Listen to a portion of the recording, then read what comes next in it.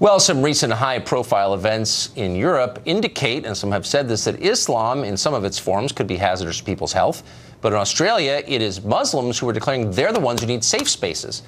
A group called the Islamic Council of Victoria, which says it represents 200,000 Muslims in Australia, is calling on the government there to fund a series of safe spaces where they say Muslims can safely express, this is a quote, inflammatory views that would cause trouble if voiced publicly. This is part of the de-radicalization process. Blair Imani is the executive director of Equality for Her. She's an American Muslim. She said safe spaces would be a good idea here. Blair Imani joins us tonight. So, Blair, what exactly would a safe space for Muslims look like? What does that mean exactly? Well, first, I think we need to start by understanding that everybody kind of misunderstands what a safe space means. And so for me today, I'm talking about safe spaces being somewhere where you can be who you are without fear of being surveilled, having violence committed against you, or being harassed. And I think it's a good idea to have everywhere. America was built on the idea that we could express our religious freedoms, that we can have free speech. I know that's something that you very much believe in. Yes. And I think it's, a necessary thing. And we're talking about safe spaces for Muslims. We need to recognize that we've been surveilled for a very long time. I converted to Islam 2 years ago, but for folks who have been Muslim and living in America, it's a crisis for them because, you're being surveilled, you're being watched, and children are being affected. We may have to stop you there. Why do you think law enforcement agencies would put Muslims under surveillance? Well, obviously because of the, the counterterrorism efforts. But when... No, but what is... I'm sorry, what is that? Why would there be counterterrorism efforts aimed at Muslims? Come on, Tucker, you're a smart guy. You know why that is. I don't know. I'm a man who asks questions, and I'm asking a question about the statement you just made. What's the answer? Absolutely. Well, there are, acts of terror committed in the name of Allah that do not, reflect the Muslim community. However, there is this, Well, they may or they may not, but you'll concede this is not entirely random. It's not that the U.S. government or police departments are just, looking for some religious group to persecute, or is that what you're saying? I am saying that, the United States government has been in the business of doing that for quite a long time. So why don't they do it to the Amish? Wait, hold on one second. Why don't they do it to the Amish, or why don't they do it to Hasidic Jews? I mean, they're a set-apart community, speak a different language, not assimilated, but I don't see a lot of terror attacks committed by those groups. Have you?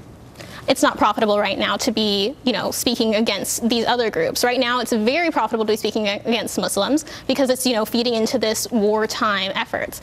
More cells. Okay, but look, I mean, we can debate the details here, but I think it's important to acknowledge a baseline, and that is that there have been an awful lot of attacks where actual people died in the United States and in Europe, committed by people saying really clearly we're acting in the name of Islam. And other Muslims say, you don't act in my name and you're perverting our religion or whatever. But there's still people who have killed a lot of other people in the name of Islam. So it's not like some mass fantasy that law enforcement is acting out of. This is a real thing, and I don't understand why groups like yours won't acknowledge the reality of that, because it is there, it's true. I don't understand why other groups won't acknowledge that violence isn't something that's exclusive to the Muslim community. No one's saying that. It's not exclusive to Islam, it's not exclusive to, my religion, and so which is Islam, but we see people being targeted in a way that's extremely unfair. And we also have this rise of white supremacist and, quote, alt-right, violence that's being committed. Oh, spare me, that's too dumb. It's happening. I'm so, no, but we can't actually ignore it's that not. It's happening, Tucker. Look, if you're reading only Salon all day, maybe you've been convinced of that, but the truth is there are hard numbers kept by the U.S. government, maybe they're in on this plot too, that show exactly the number of people who died and how in terror attacks in the United States. And the truth is there's no comparison. There actually is a problem with people self-identifying as Muslims murdering other people in the name of Islam. I don't think you're implicated in that. I'm not saying you are. But I just don't know why you're not more upset at them. I'm an Episcopalian. If they're Episcopalians setting off bombs in the name of... I'm not upset, Tucker. Okay, but what you're doing is coming on and lecturing the U.S. government for being racist and mean to Muslims. Why don't you say, well, there's a real problem in our community.